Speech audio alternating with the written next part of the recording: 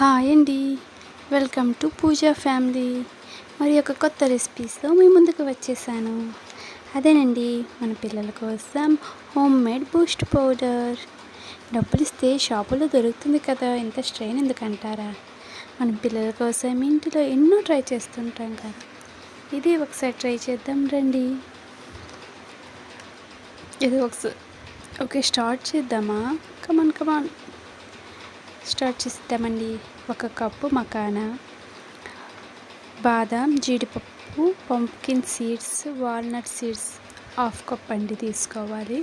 తీసుకొని బాగా అడుగు మందం గల పాత్రను తీసుకొని అందులో చిటపటలాడే విధంగా వేయించుకోవాలండి.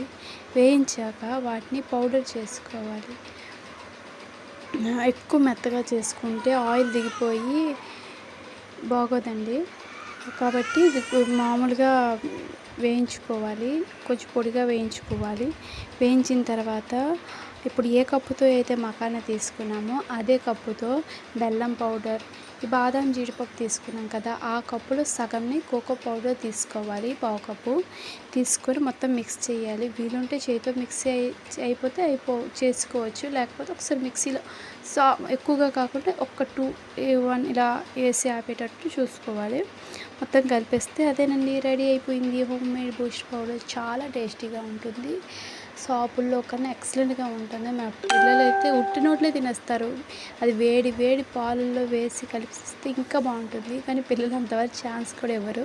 మనం చేసి ఇవ్వగానే ఆ టేస్ట్ చూసి చాలా బాగుంది మమ్మీ అనేసి మా పిల్లలు అయితే తినేశారు. మీ పిల్లలు కూడా అలాగేనండి, చాలా ఇష్టపడి తింటారు. ఒకసారి ట్రై చేయండి homemade Boost powder. Thank you for watching Pooja family. మీ సపోర్ట్ ఇలానే ఉండాలని కోరుకుంటూ బాయ్.